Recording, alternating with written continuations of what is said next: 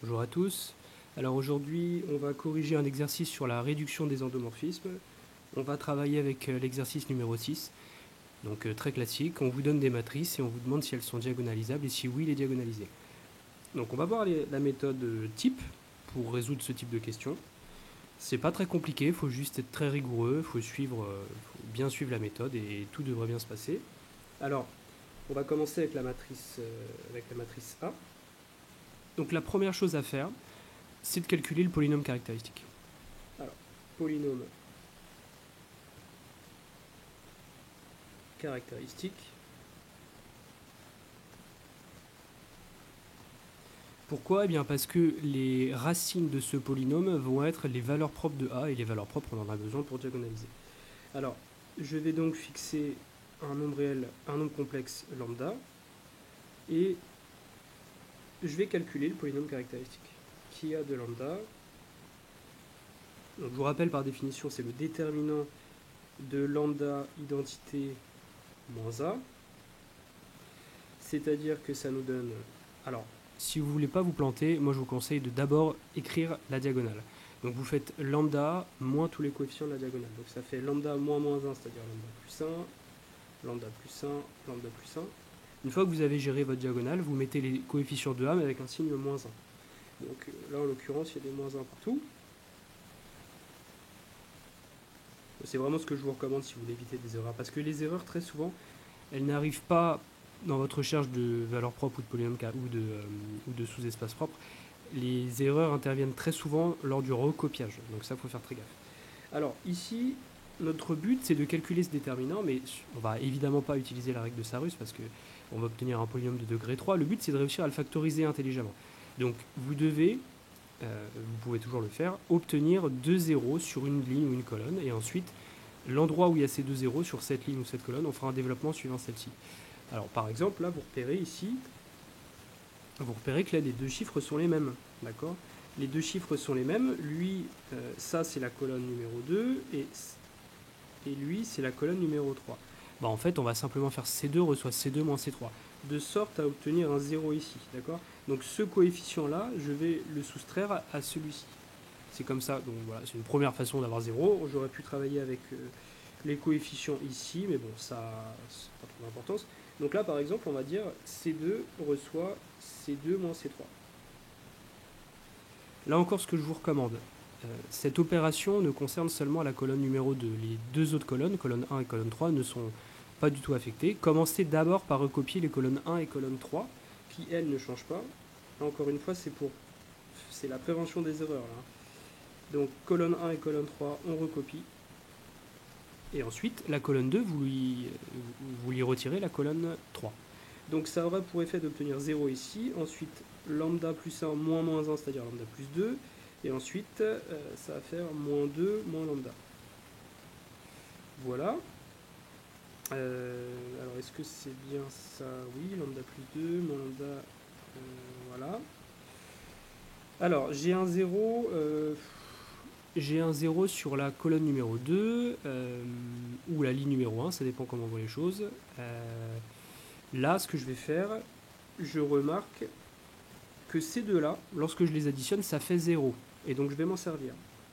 Je vais m'en servir. Comment on va s'en servir? Je vais simplement dire que on va dire la ligne numéro 2 reçoit ligne numéro 2 plus ligne numéro 3. Ça ne concerne seulement la ligne 2, donc ligne 1 et ligne 3, je recopie.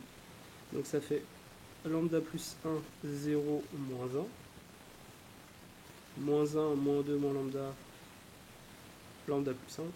Et là, du coup, je fais mon calcul, donc ça fait moins 2, 0 et lambda. Hop. Voilà. À partir de là, j'ai gagné. J'ai 2 zéros sur la colonne numéro 2, donc c'est suivant celle-ci que je vais faire un développement. Alors, c'est important de comprendre un petit peu comment ça marche. Donc, ce que je vais faire, donc je vais faire un développement suivant celle-ci. Je vous rappelle qu'on attribue mentalement des signes à chaque coefficient. Donc là, c'est un plus, moins, plus, moins, plus, moins, plus, moins, plus. Donc avec les règles qu'on a vues en cours, je vais donc avoir mon signe moins ici. Ensuite, je vais avoir le fameux moins 2 moins lambda. Bon, je ne vais pas mettre de couleur, ça va trop alourdir. Moins 2 moins lambda. Et puis après, eh bien, je vais avoir l'autre déterminant qui apparaît. Alors, quel est ce déterminant? C'est celui-là, en fait. Hein. C'est faites comme si ça disparaissait. Faites comme si tout ça disparaissait. Et regardez ce qui reste. Eh bien, il reste le déterminant de lambda plus 1, moins 1, moins 2, moins lambda. Donc, c'est ça qu'on va recopier. Alors, peut-être le recopier petit. Donc, lambda plus 1, moins 1, moins 2, lambda, que l'on va calculer. Donc là, le signe moins, je peux le rentrer à l'intérieur. Le signe moins, je peux le rentrer à l'intérieur. Donc ça fait 2 plus lambda. Donc là, je vais obtenir lambda, lambda plus 1, moins 2. Voilà. 2 plus lambda. Et donc là, je vais avoir un polynôme de degré 2. Lambda carré plus lambda moins 2. Ne faites pas delta, ça sert à rien, on va le faire de tête. C'est pas très compliqué. Recherchez les racines évidentes. Très souvent, les valeurs propres, c'est des valeurs simples. C'est 1, 2, moins 1, moins 2, 3. Donc réfléchissons de tête. On teste 0, ça marche pas. On teste, donc je parle de ça. Hein. On teste pour lambda égale 0, ça marche pas. Pour lambda égale 1, on remarque que ça fait 0. Donc 1 est une valeur propre. Enfin, 1 est une racine, je veux dire. Donc ça nous permet, dans un premier temps, de dire que ce polynôme, je peux factoriser 1 est racine, donc je peux factoriser par lambda moins 1, et donc il va rester un lambda moins quelque chose. Mais quel est ce quelque chose? Eh bien, repérez que le polynôme qu'on le regarde, il y a un coefficient 1 devant le terme de plus haut degré. Et donc, quand vous êtes précisément dans ce cas-là, c'est-à-dire quand le polynôme est unitaire, quand il y a 1 devant le terme de plus haut degré, eh bien, le produit des racines est égal au terme constant. Terme constant, signe moins inclus. Donc c'est pas très compliqué de savoir ce qui va rester. Ce qui va rester, c'est bien sûr c'est plus 2 du coup. Vous pouvez le vérifier. Voilà, si on vérifie très rapidement, ça fait bien lambda carré plus lambda moins 2. Vous auriez constaté ça aussi avec delta. Mais delta, ça aurait été plus long. Ça marche aussi, mais c'est juste pour gagner du temps. Donc à ce stade-là, vous remarquez que vous pouvez conclure. La conclusion, c'est que le spectre de A, eh bien, c'est moins 2 et 1. Vous pouvez aussi conclure quant aux multiplicités. La multiplicité de la valeur propre moins 1 pour la matrice A, qu'est-ce que c'est? Eh bien, c'est les chiffres qui apparaissent ici. Alors, je vais vous mettre les puissances d'une autre couleur. On va les mettre en violet, par exemple. Là, il y a une puissance 1 et là, il y a une puissance 2. Et donc, la multiplicité, c'est justement les puissances, quoi. Mais il faut évidemment avoir la factorisation. Donc, multiplicité, donc là, je me suis planté, c'est pas moins 1, c'est 1. Et multiplicité de moins 2, c'est 2. Voilà. Donc ça, c'est la première étape. La deuxième, ensuite, va consister à rechercher les sous-espaces propres.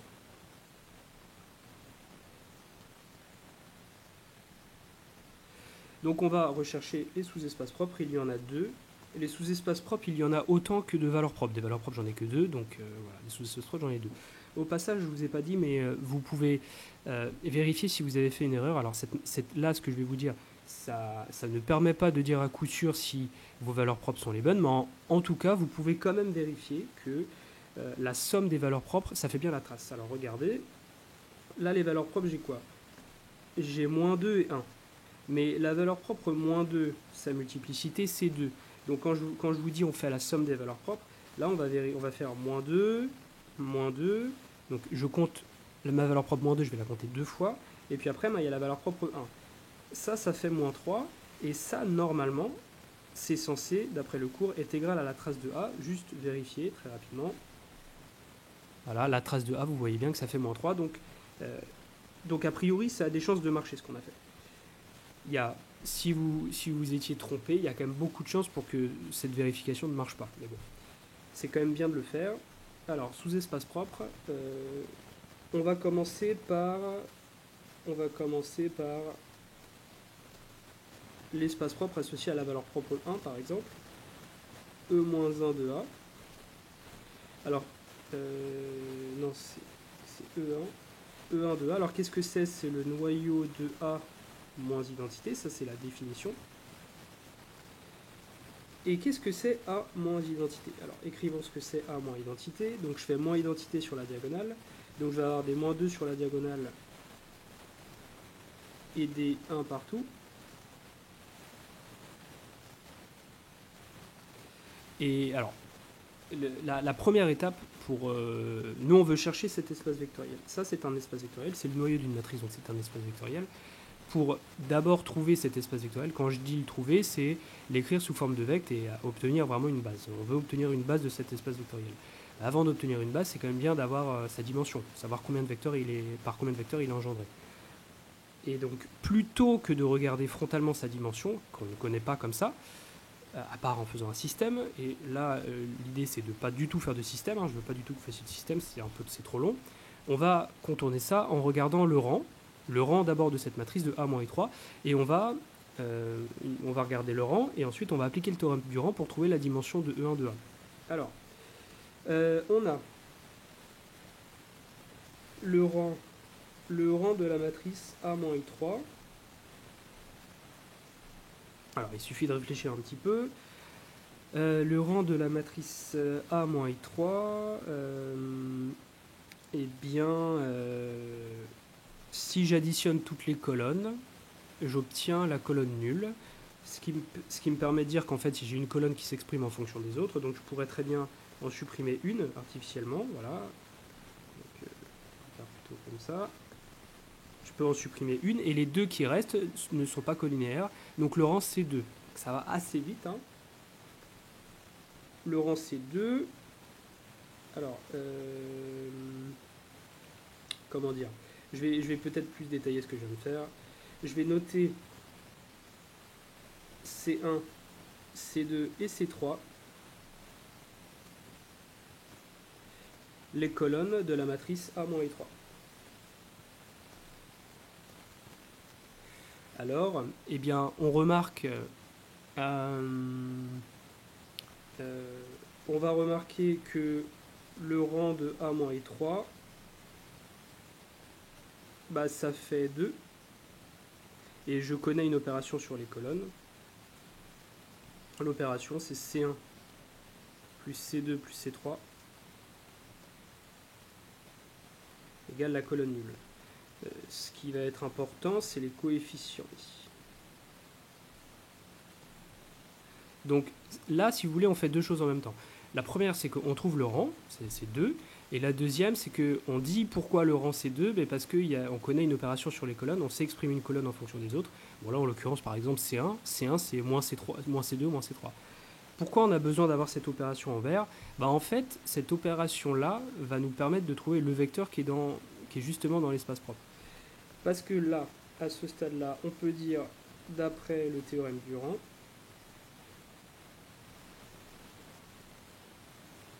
le théorème du rang, ça nous dit que la dimension de E1 de A est bien plus le rang de A plus I3, alors de A moins I3, et bien ça fait la taille de la matrice. Ça, c'est le théorème du rang appliqué aux matrices qu'il faut savoir. Je vous conseille de le revoir parce que lui, on l'applique tout le temps. Et donc, ça nous permet de dire que la dimension de E1 de A, c'est 3 moins 2, c'est-à-dire 1. Donc, il n'y a qu'un seul vecteur à trouver dans cet espace propre, et le vecteur, c'est le vecteur en bleu, tout simplement. Alors, de plus, on remarque, on va remarquer que 1, 1, 1, c'est un vecteur qui appartient à cet espace propre.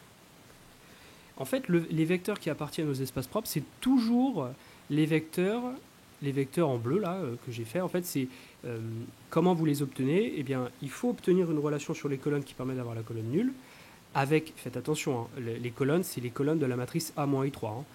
C'est pas les colonnes de la matrice A. Et une fois que vous avez cette relation sur les colonnes, les nombres devant les colonnes, là en l'occurrence c'est 1, 1, 1, ça va être votre vecteur qui appartient au noyau de A-I3. Donc, mais là, vous pouvez le vérifier, hein, je veux dire, il n'y a rien de mystérieux. Hein. Vous pouvez vérifier que le vecteur 1, 1, 1, il va bien annuler la matrice A-3. Ben, regardez, si vous voulez, on peut le faire. Si je mets 1, 1, 1, je veux vérifier que ce vecteur-là appartient au noyau de A-3. Donc, je fais évidemment ce calcul. Et il suffit de le faire. Regardez. Voilà, vous faites ça fois ça. Donc, ça fait moins 2... ça va faire moins 2 plus 1 plus 1, donc ça va faire 0. L'autre, ça va faire 1 moins 2 plus 1, ça va faire 0. Et l'autre aussi, ça va faire 0. Donc, voilà, on va bien vérifier que... Vous pouvez le vérifier si vous n'êtes pas trop convaincu, mais ça marche bien. Et donc, c'est de dimension 1. On a trouvé un vecteur dedans qui est non nul, et c'est de dimension 1. Donc, une base, c'est bien le vecteur 1, 1, 1. Donc, E1 de A, c'est vect de 1, 1, 1. Voilà. Maintenant, on va rechercher E-2 de A. On fait un peu la même méthode, hein, j'ai envie de dire. Alors, E1 de A, qu'est-ce que c'est? E-2 de A, qu'est-ce que c'est? Eh bien, c'est le noyau de A plus 2i3. Et donc, on écrit cette matrice A plus 2i3. Qu'est-ce que c'est la matrice A plus 2i3? Eh bien, ça va, si je dis pas de bêtises, ça va faire la matrice identité, en fait. Hein. Bon, je l'écris quand même si je devrais écrire identité, mais je l'écris quand même. Voilà. Donc, qu'est-ce que c'est le rang de A plus 2i3? Alors, vous allez me dire, ça fait 1. D'accord, c'est 1, mais dire que c'est 1, c'est bien, mais dire pourquoi le rang c'est 1 en donnant directement les opérations sur les colonnes, c'est mieux. Alors, je vais noter... alors, on va faire, regardez, on va faire un petit copier, tac, parce que là c'est la même chose, hein, donc, et on va coller la page. Le truc c'est que c'est plus 2i3. Alors, je regarde juste si je me trompe pas, oui c'est plus 2i3. Alors, on va noter C1, C2, C3 les colonnes de A plus 2i3, et donc on va déterminer le rang de A plus 2i3. Alors, ça fait 1, d'accord, mais on va donner en fait les opérations sur les colonnes. Ça fait 1. Alors, là, votre but, c'est de me donner deux relations sur les colonnes qui permettent d'avoir la colonne nulle, mais qui ne sont pas tout à fait les mêmes. C'est-à-dire que le vecteur bleu qui va apparaître, je ne veux pas que les deux vecteurs bleus soient collinaires. Alors, je m'explique. Par exemple, vous pouvez dire que c'est 1C1 plus 1C2. Alors, plutôt, on va faire le plus simple. Il y en a plein, je veux dire, il n'y a pas une nécessité. Voilà. Plus moins 1C3 égale colonne nulle. Ça, c'est une première opération sur les colonnes qui permettent d'avoir la colonne nulle. Donc le vecteur bleu qui apparaît, le vecteur 1, 0, moins 1, c'est un vecteur qui appartiendra à l'espace propre pour la valeur propre moins 2. Il m'en faut un autre, il m'en faut deux. Le deuxième, par exemple, on peut prendre je sais pas, 1 moins 1, 0, par exemple. Alors, c'est quasiment le même, hein. Donc je vais le prendre. Alors, hop, 1 moins 1, 0.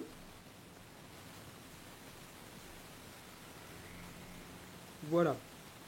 Et peut-être que je vais aussi le mettre un peu plus petit. Ça me fait un peu tout bouger. Bon bref, là vous avez vos deux opérations. Et donc les vecteurs blancs, on pourra les utiliser après. Donc d'après le théorème du rang, E-2 de A, plus le rang de A plus 2i3. Le théorème du rang vous dit que ça fait 3. Donc, la dimension, eh bien la dimension de E2, E-2 de A, eh bien c'est 3 moins 1 qui fait 2. Et ça tombe bien parce que des vecteurs dans cet espace vectoriel de dimension 2, j'en ai trouvé 2 et qui ne sont pas collinaires. Regardez, c'est les vecteurs bleus. 1, 0, moins 1, 1, moins 1, 0. Donc de plus, on a que le vecteur 1, 0, moins 1. Alors, on va plutôt dire de plus les vecteurs, ça sera plus simple. De plus, les vecteurs 1, 0, moins 1 et 1, moins 1, 0 appartiennent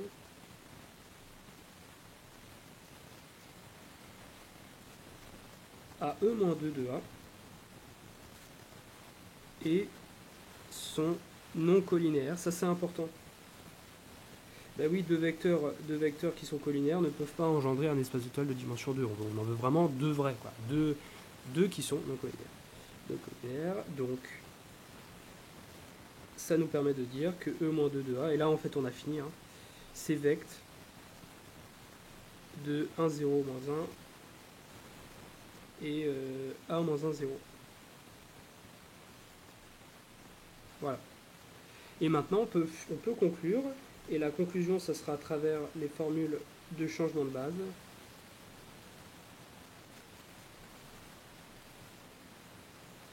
Oui, parce que c'est les formules de changement de base qui vont vous permettre de diagonaliser. Alors là je suis en train de me rendre compte que j'ai oublié quelque chose. À ce stade-là,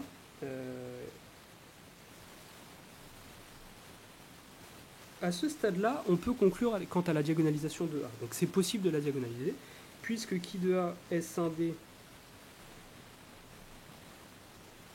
sur R et aussi, vous remarquez quoi? Vous remarquez que la dimension de E1 de A, c'était 1, mais comme la multiplicité. La dimension de E-2 de A, c'était 2, comme la multiplicité. Donc d'après le cours, la matrice A est diagonalisable. Donc il faut l'écrire. Alors d'après le cours, A est diagonalisable. Voilà, elle est diagonalisable. Donc là, on peut passer aux formules de changement de base, la conclure en fait. C'est bien de dire que c'est diagonalisable, mais c'est encore mieux de la diagonaliser. Donc c'est pas très compliqué. On va commencer par dire c'est quoi la matrice D et c'est quoi la matrice P. Alors c'est très simple. La matrice D, c'est la matrice diagonale composée des valeurs propres. Vous les mettez dans l'ordre croissant. C'est une convention. Après, en fait, vous pouvez faire comme vous voulez. Mais on va dire que nous, dans notre cours, on le met dans l'ordre croissant. Les valeurs propres, on a trouvé quoi? On a trouvé moins 2 et 1, c'est ça, hein. Voilà, on a trouvé moins 2 et 1, sauf que moins 2 se répète deux fois, donc en fait, vous allez répéter les valeurs propres autant de fois que la multiplicité le demande. Il y a la valeur propre moins 2, on commence par celle-là parce que c'est la plus petite, elle se répète deux fois, la multiplicité c'est 2, donc ça fait ça. Ça, c'est votre matrice diagonale. Et votre matrice de passage, eh bien, c'est la matrice composée des vecteurs des espaces propres. Les vecteurs propres qui engendrent vos espaces propres. Donc vous commencez, c'est simple, hein, ici, vous voyez, on a commencé par mettre un bloc. Ici, on a mis un bloc avec nos valeurs propres moins 2. Donc là, vous allez mettre un bloc avec l'espace. Là, vous allez mettre les vecteurs qui engendrent votre espace propre associé à la valeur propre moins 2. Et ici, il y a un dernier bloc avec la valeur propre 1. Et bien ici, vous mettrez votre vecteur propre. D'accord? Alors, qu'est-ce que ça veut dire concrètement? Ça veut dire que voilà, dans votre bloc bleu, c'est ça qu'il faudra mettre. D'accord? C'est ces deux vecteurs-là. C'est important de respecter. Alors, il y a une chose importante à dire. C'est important de respecter le même ordre. Là, vous voyez, hein, si là, il y a du bleu, au début, il y a du bleu. Si à la fin, il y a du vert, et bien à la fin, il y a du vert. Cet ordre, il est important. Mais ici, l'ordre au sein de chaque bloc n'est pas important. C'est-à-dire que dans votre bloc bleu ici, là, vous allez avoir les vecteurs 1, 0, moins 1, ceux qu'on avait vus là. Ceux qui sont d'ailleurs juste ici. Eux, vous pouvez les permuter, il n'y a pas de... Et heureusement d'ailleurs, parce que sinon, si vous aviez écrit l'inverse, par exemple, si l'ordre était important, ça poserait problème. Donc, vous allez recopier ces deux vecteurs-là, mais l'ordre à l'intérieur de chaque bloc n'est pas important. Donc 1, 0, moins 1. Alors j'écris, hop, 1, 0, moins 1. Et ensuite c'est 1, moins 1, 0. Et l'autre, il me semble qu'on avait trouvé 1, 1, 1. Je vérifie quand même pour être sûr. Oui, c'était 1, 1. Voilà. Donc vous posez ces deux matrices et d'après les formules de changement de base, eh bien, vous savez que la matrice A c'est P, D, P-1 et là on vient de diagonaliser. On a dit que c'était possible de diagonaliser et là on vient de le faire. Voilà. Alors on passe à la B. 3, 1, 0, moins 3, hop. Alors je l'avais déjà copié, hop là. Donc on va travailler avec cette matrice-là. Et on va voir ensemble si elle est diagonalisable ou pas. Donc, comme d'habitude, polynôme caractéristique.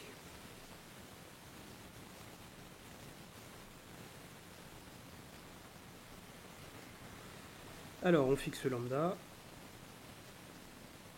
Et on va calculer ce polynôme caractéristique. Donc, qui b de lambda, on écrit ce que c'est. On commence par la diagonale. Lambda moins 3, lambda, lambda, moins 1, 0, moins 1, 3, moins 1, 0. Voilà. Donc essayons de faire des opérations sur les lignes et colonnes pour obtenir 2 zéros sur une ligne ou sur une colonne. Alors des fois c'est pas... des fois c'est évident de savoir les deux qu'il faut faire, deux opérations qu'il faut faire, et des fois c'est un peu moins. Là je vois pas de choses particulières. Donc là par exemple quand vous voyez rien de particulier, regardez ce qui se passe lorsque vous additionnez toutes les lignes ensemble. Par exemple là ça va faire lambda moins 1. Et ça c'est bien. Avoir un lambda moins 1 c'est bien partout. Regardez ce qu'on va faire. On va faire L1 reçoit L1 plus L2 plus L3. Cette opération va donner lambda moins 1, lambda moins 1, lambda moins 1, et les autres, je ne les change pas parce que je ne fais pas d'opération dessus. Donc ça va faire moins 1, 0, lambda. Et pourquoi ça c'est bien? Ben ça c'est bien. Alors, soit on utilise la linéarité vis-à-vis des colonnes du déterminant, mais on va pas faire ça, on peut faire plus simple, je pense. Je pense que là, à partir de là, on a gagné parce qu'il suffit de faire C1. Qu'est-ce que je vais faire? Ben, je vais faire C1. Qu'est-ce que je vais faire? On va plutôt faire C2 reçoit C2 moins C1 et C3 reçoit C3 moins C1. Donc je recopie ma colonne 1 pour qui je ne fais aucune opération. La colonne 2, bah, évidemment, je vais obtenir un 0, c'était mon but. Donc là, je vais avoir lambda moins 3, et là, je vais avoir 1. Et la colonne 3, je vais avoir 0, c'était mon but aussi. Là, je vais avoir moins 4, et là, je vais avoir lambda plus 1. J'attribue des signes à chaque fois, plus, moins, plus. Et je vais faire un développement suivant la ligne 1, ici. Voilà. Et donc, je vais supprimer ça, ça. Et voilà. Et donc, ce que je vais obtenir, ça va être... Donc, il va avoir un signe plus qui est en vert,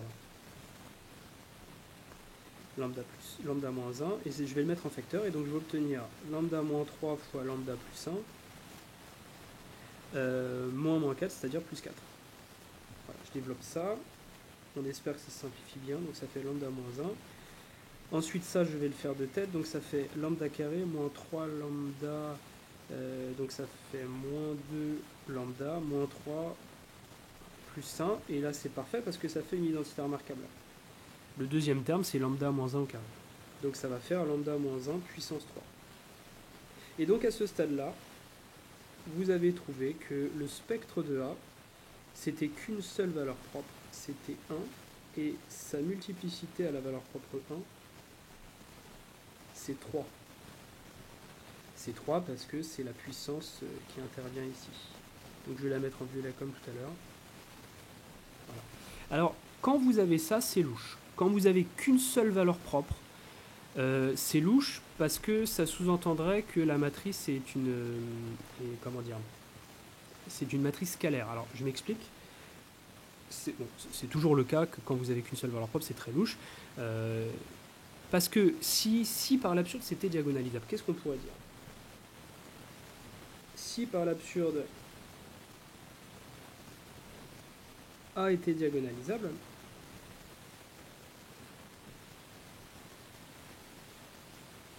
alors qu'est-ce qu'on pourrait dire? Eh bien, on pourrait dire en gros que ma matrice A c'est P dp-1, avec une matrice P qui est inversible et une matrice D qui est diagonale. Mais c'est quoi la matrice D? Il y a quoi à l'intérieur de la matrice D? À l'intérieur de la matrice D, il y a toujours les valeurs propres. Mais les valeurs propres, j'en ai qu'une. Donc en fait, ça voudrait dire que la matrice D, c'est la matrice diagonale avec les valeurs 1, 1, 1, c'est-à-dire la matrice identité. Et c'est-à-dire que tout ça, ça se simplifierait et ça ferait juste la matrice identité. Ce qui est absurde. Alors écrivons-le. Si par l'absurde A était diagonalisable, alors il existerait une matrice P inversible telle que telle que la matrice A, ça soit P fois la matrice avec les valeurs propres 1 fois P-1, et c'est-à-dire que ça ferait l'identité, parce que ça se simplifie tout ça, hein, et ça ferait l'identité, ce qui est absurde, parce que, alors j'ai dit A, mais c'est pas A, c'est B, hein. Bien sûr, c'est pas la matrice A, c'est la matrice P. Voilà, j'espère que je ne me suis pas planté autre part, mais de toute façon, pas très grave. Donc ça, c'est absurde. Voilà. Donc B n'est pas diagonalisable.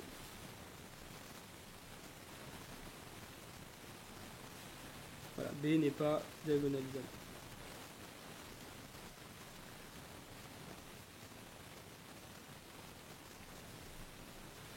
Voilà, alors retenez que toutes les matrices ne sont pas diagonalisables. Donc là, on avait l'exemple d'une matrice qui n'était pas diagonalisable. Alors, on va travailler avec cette matrice-là, la C, et on s'arrêtera là.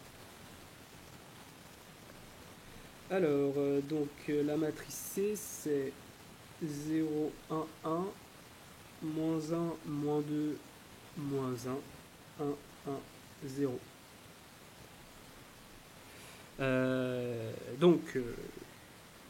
Comme toujours, polynôme caractéristique.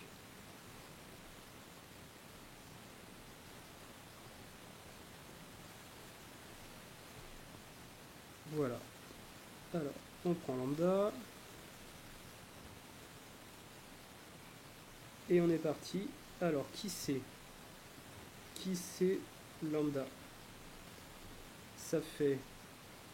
Je commence par la diagonale. Donc ça va faire lambda. Lambda plus 2. Lambda.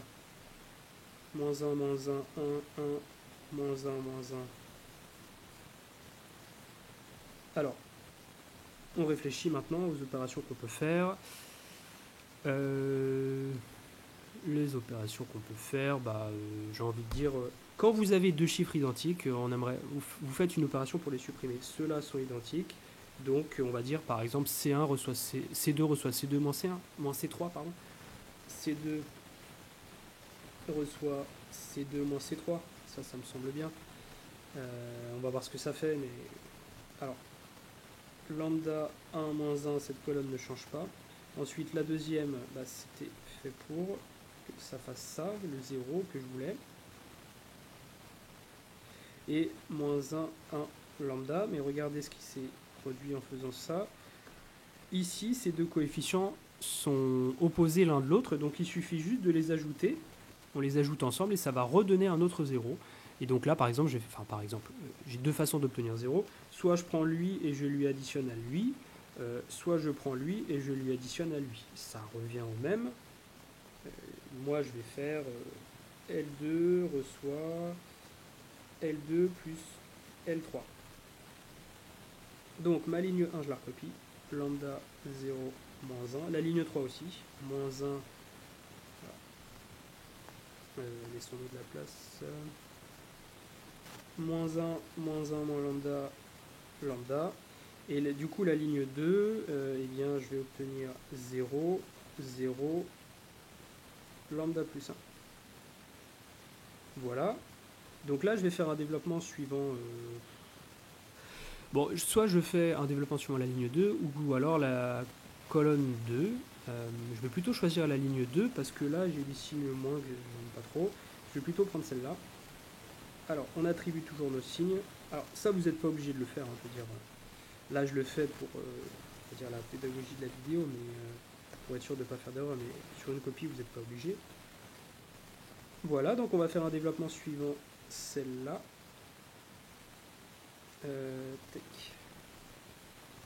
Donc, je vais obtenir... faites attention, il y a un signe moins là qu'on ne voit pas trop. Hop. Là, il y a un signe moins. Alors, c'est pas très... Voilà, là, il y a un signe moins. Donc le signe moins il est ici, ensuite j'ai lambda plus 1, et ensuite je vais avoir le déterminant. Je vais avoir le déterminant qui apparaît là sous vos yeux, donc lambda fois moins 1 moins lambda, moins 0. Je peux mettre le... Voilà, là il y a des signes moins, je peux sortir le signe moins, ça va donner un signe plus, et je vais obtenir finalement lambda, lambda plus 1 au carré. Donc à ce stade-là, on a bien démontré que le spectre de la matrice C, c'était les valeurs propres, du coup, c'est moins 1, 0. La multiplicité de moins 1,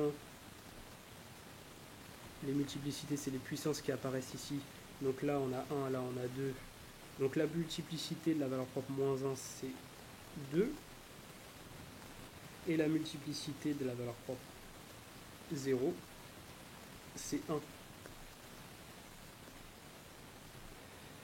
Voilà, on peut faire le petit test au niveau de la trace.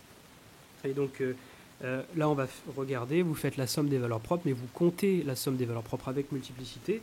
Donc je vais obtenir moins 1 plus 0, ça fait moins 2. Et ça, c'est censé être égal à la trace de C. Regardons. Bah oui, ça fait bien moins 2. Donc ça ne veut pas dire que votre factorisation est la bonne, ça veut juste dire que ça a des chances de marcher. Okay, on a plein d'autres façons d'obtenir moins 2 comme trace avec des mauvaises valeurs propres. Donc, mais c'est un petit test, c'est quand même important de le faire. Alors, sous espace propre. Sous espace propre, on va appliquer la même méthode. Donc on va commencer par rechercher E0 de C. Et E0 de C, qu'est-ce que c'est? C'est le noyau de C. Pour ça, comme on a vu tout à l'heure, on va d'abord rechercher le rang. On a, alors, le rang de C, qu'est-ce que c'est? On va se mettre C. Alors, le rang de C, qu'est-ce que ça va être? Donc, il faut juste regarder un petit peu. Le rang de C...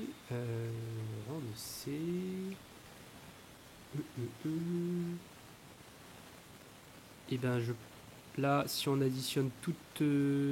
alors, la colonne 2, c'est C1 plus C3, hein, si je dis pas de bêtises, oui. Ok, alors, je vais noter C1, C2, C3.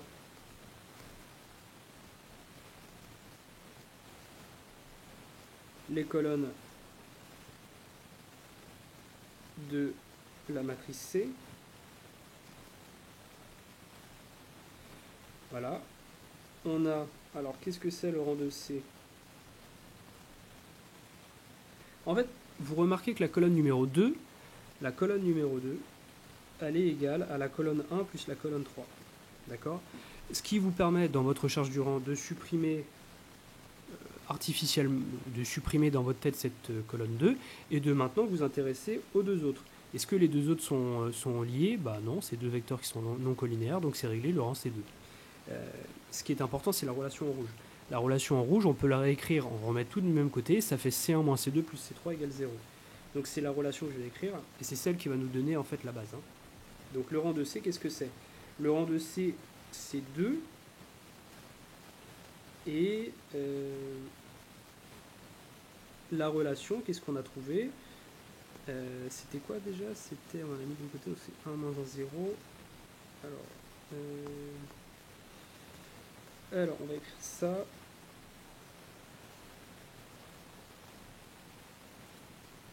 Donc les coefficients, en l'occurrence ici, c'était 1, moins 1. Ah non, c'est 1 moins 1, voilà, c'est ça. Hop. Donc, on fait d'une pierre deux coups, on propose on constate cette relation sur les colonnes qui nous permet de trouver le rang et qui nous permet aussi de trouver la base de l'espace propre pour la valeur propre 0. Donc rang de C est égal à 2. Donc d'après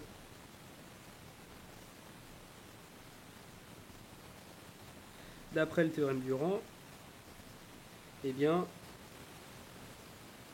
le théorème du rang nous donne la dimension, c'est-à-dire que la dimension de E0 de C, eh bien, c'est 3 moins 2 qui fait 1, et ça tombe bien, on a trouvé le vecteur, c'est le vecteur en bleu.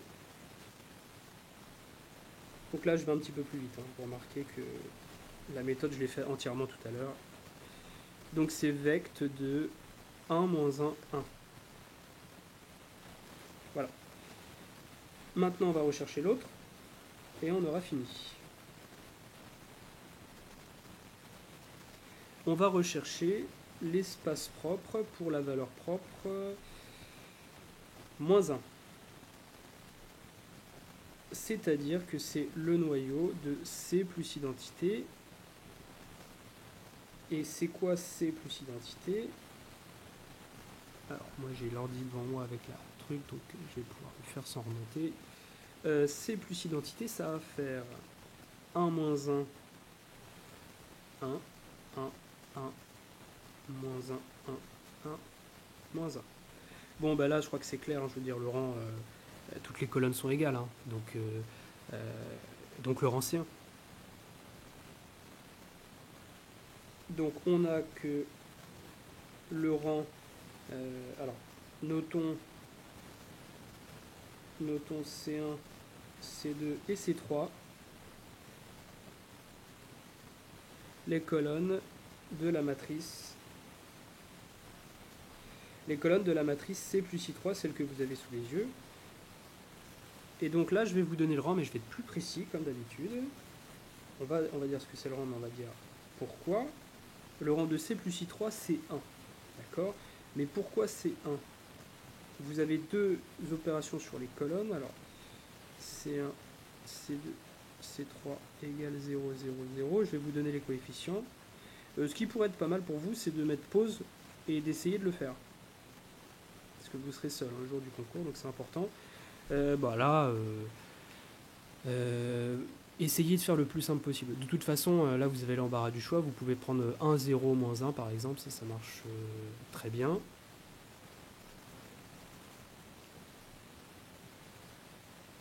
« 1, 0, moins 1, ça marche très bien. » J'aimerais bien écrire un peu mieux, quand même, c'est cool.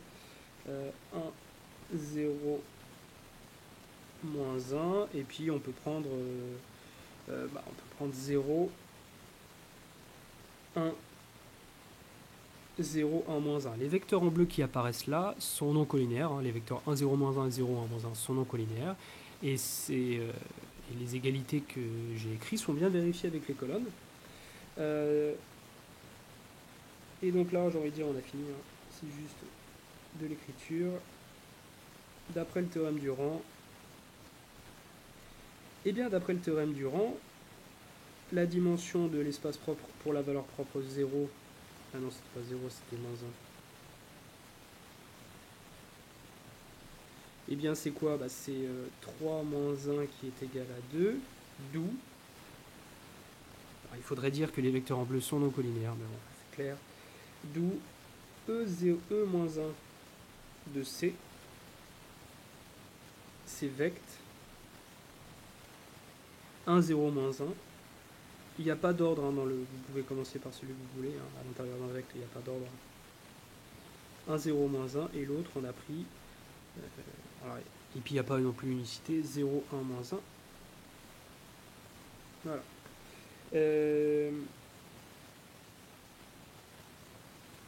puisque maintenant, on va dire que c'est diagonalisable avant de la diagonaliser, puisque qui c'est S1D et vous avez aussi que la dimension de E0 de C c'était 1 comme la multiplicité. La dimension de E moins 1 de C c'est égal à 2 comme la multiplicité, alors la matrice C est diagonalisable.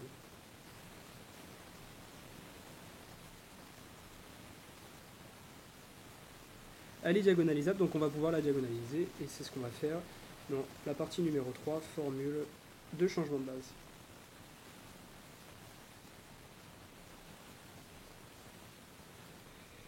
Donc c'est le moment de poser nos fameuses matrices P et D. Posons.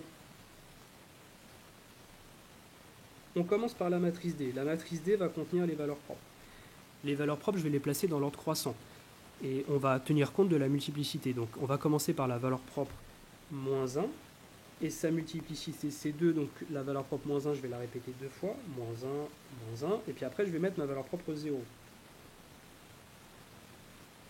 Il y a plein de diagonalisations possibles. Moi, je décide, mais vous pouvez faire autrement, moi je décide de le faire dans l'ordre croissant. Mais vous pouvez très bien commencer par la valeur propre 0. Hein. La seule chose dont il faut faire attention, alors je regarde juste E-1,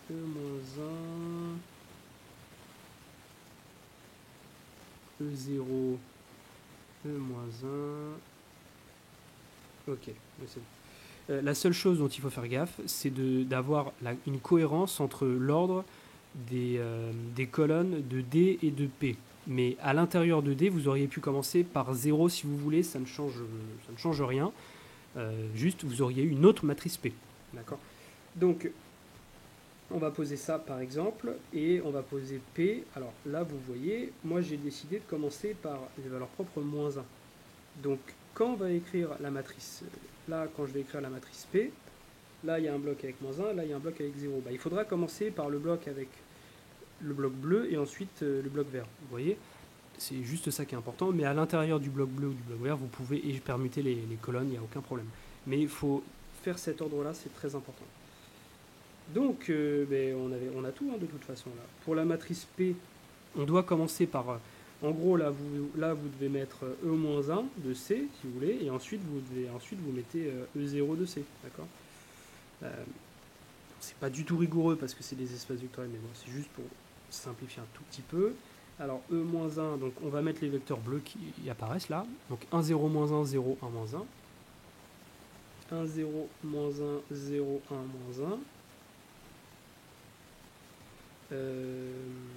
Là où j'attire votre attention, c'est que ces deux vecteurs, j'aurais pu les mettre je peux les permuter, j'ai le droit de le faire, il n'y a aucun problème. J'ai le droit de le faire et ça ne changera pas la matrice D que j'ai choisie, d'accord ? Donc vous auriez pu les échanger, ça il n'y a pas de problème. Mais c'est plutôt ce bloc-là, vous ne pourrez pas l'échanger avec l'autre qui apparaîtra ici, c'est ça que je veux dire.